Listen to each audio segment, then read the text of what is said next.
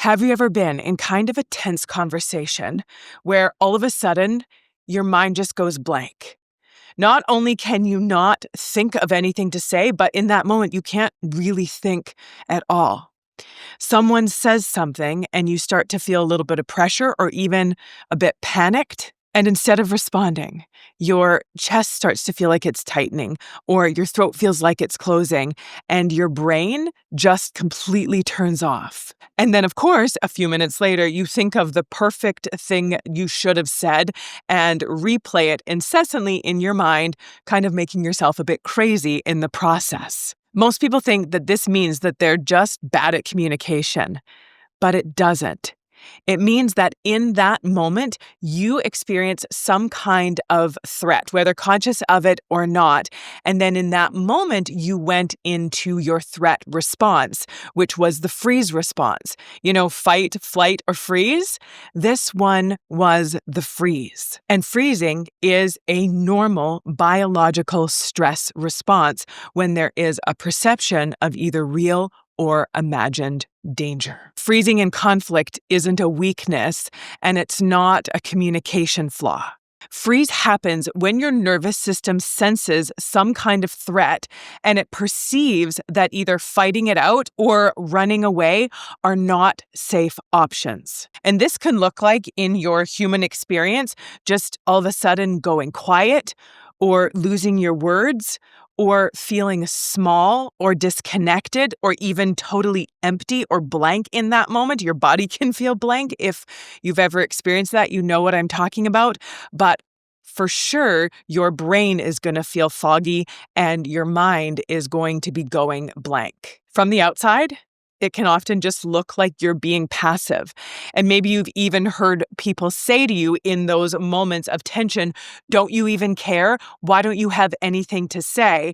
And on the outside, again, it can look like you don't care, but on the inside, it's a whole different story. And it often feels really tense or overwhelming or even just emotionally chaotic. So the freeze response is your body's attempt to protect you by slowing everything down. So in this talk today, I'm going to teach you why conflict, even mild conflict, can trigger the freeze response so intensely, why just telling yourself or trying to force yourself to speak up in those moments does not work, and how to start unthawing the freeze response so that you can come back online and be able to start to handle some of these tense or stressful situations better in real time. But first, if you're new here, welcome to our incredible little corner on the internet. Take a second, introduce yourself in the comment section below. If you are back again, it is always good to have you. Either way, my name is Julia Christina, and I am a registered clinical therapist, a researcher, a coach, a speaker, and the author of my book, Drive Your Own Darn Bus. And I help smart, sensitive humans think better, feel better, live better, and love better so that they can like themselves and their lives more every day. And if you haven't already, if I can ask you to hit the like button, to subscribe so that we can stay connected, that would be amazing. So then why does conflict, even relatively mild conflict or just a bit of tension, why can that trigger this freeze response so quickly? Here's the thing that most people miss. Your nervous system is designed to keep you safe, but it will react to either real threat, like you're being chased by a bear, or even perceived threat, like someone is raising their voice with you or using a bit of a tone in the way that they're speaking to you. If your nervous system has learned to attach a sense of threat or danger, even to a tone in somebody's voice, it will cause your nervous system to react. I'm going to talk a little bit more about why this is, but just even understanding that even if someone having a tone in their voice or raising their voice or criticizing you isn't a real threat to your safety, your nervous system responds to perceived threat, not present day logic. So even, as I said, that mild tension can trigger freeze, especially if early in life, conflict felt unsafe. Your nervous system imprinted and learned that staying small and quiet keeps me safe. Saying nothing is smarter and safer than engaging. So your freeze wasn't and still isn't weakness. It's an adaptive coping method designed for self-protection. And also, it's especially common in sensitive or empathic kids, or in kids who are highly perceptive, or kids that learned early how to read the room. And many of those kids, yourself probably included, if you're watching this right now, grow into adults who are sensitive, insightful, thoughtful, or emotionally intelligent, who also freeze in moments of tension. And that is not a coincidence. So now let's look at and really understand why just saying something or just speaking up in those moments doesn't work. If you've ever gone to a friend after the fact to vent or debrief a tense conversation, and they said to you something like, well, why didn't you just say something? Why didn't you just speak up? Why couldn't you be more confident in that moment? Why couldn't you just stand your ground or tell them how you felt? You know, and I know that that doesn't help. And it's actually not possible for you to immediately do in those moments. Because when you're in freeze, the part of your brain that can think about and come up with something to say isn't accessible. And you can't think your way out of a nervous system response. The part of your brain, the emotional part of your brain, the amygdala has taken over, and the prefrontal cortex, which is the part that is responsible for logic and reasoning, has gone offline. Because when you're in danger, you don't need to think logically through it. You just need to get immediately into safety, into self-protection, which is what's happening in those moments, which is why just telling yourself to just say something or just speak up or just be more confident, hold your ground, don't let them push you around, is very difficult, if not impossible. So, in order to be able to get that prefrontal cortex back online, to be able to say and do what we want to do that we usually come up with in that hindsight, we have to regulate and ground and calm our nervous systems first.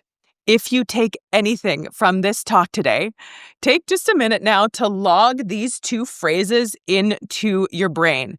And the first one is that regulation comes before communication. And the second one, internal safety comes before clarity. How do we do this? What does this look like? Now we're going to talk about how you can unfreeze yourself in real time to get that logical, rational thinking part of your brain back online when you're in that freeze or that threat response. And again, unfreezing doesn't mean trying to force yourself to talk, because you've probably tried that and it probably has never worked. And now you understand why, because it has to start with signaling safety to your body. Here are a few options that you can pick from in these moments that will help to unthaw and bring your brain back online. And the first one is to take a really deep breath, but make your exhale longer than your inhale. This will start to settle and calm your nervous system almost immediately.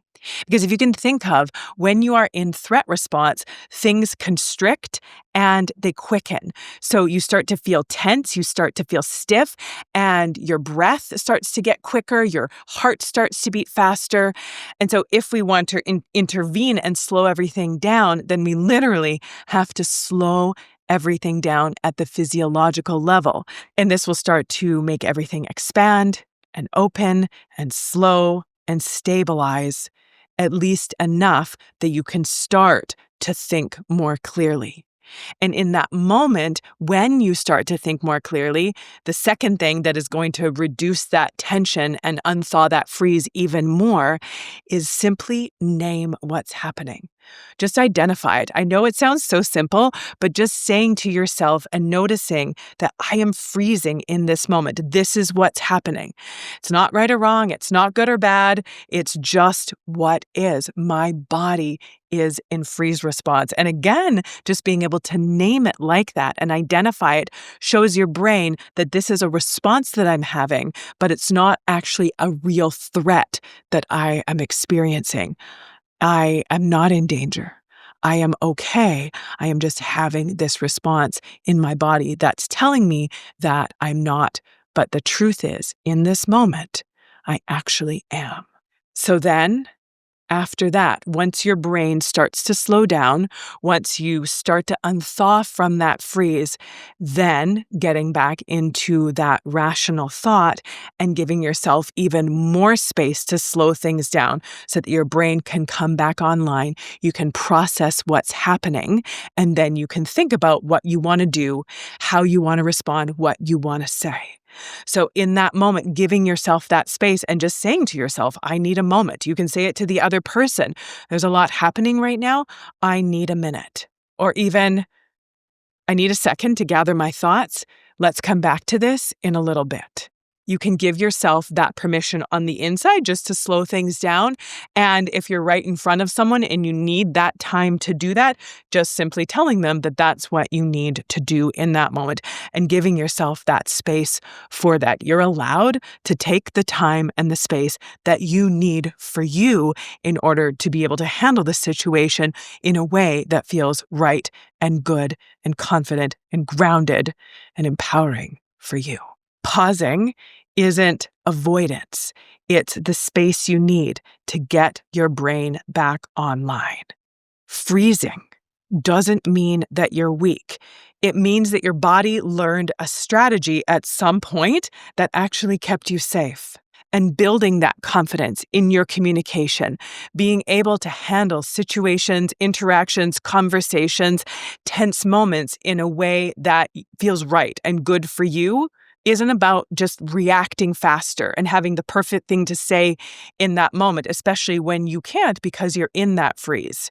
It's actually about staying connected to yourself, even under pressure. And that is a skill that you can absolutely build. If you want another really great and really simple process to help you reset your emotions whenever you're feeling stressed or tense or anxious or in that threat response, then make sure you get my 3-step emotional reset plan. It's completely free right now, and the link to that is in the description below. Make sure you grab that one. It is really simple and it works wonders, the 3-step emotional reset plan. And also, let me know what connected with you from this talk today. Did this help to make a lot of things make a lot more sense? Did it help you understand what's really happening in these moments when your mind goes blank? And do you feel like now you've got something that's going to help you in those moments to be able to start the process of unfreezing, of even healing those past fear responses? Make sure you let me know that in the comment section below. I would love to hear about it. And also grab that 3-step emotional reset plan. And until next time, take good care of yourself and take good care of those around you. Bye for now.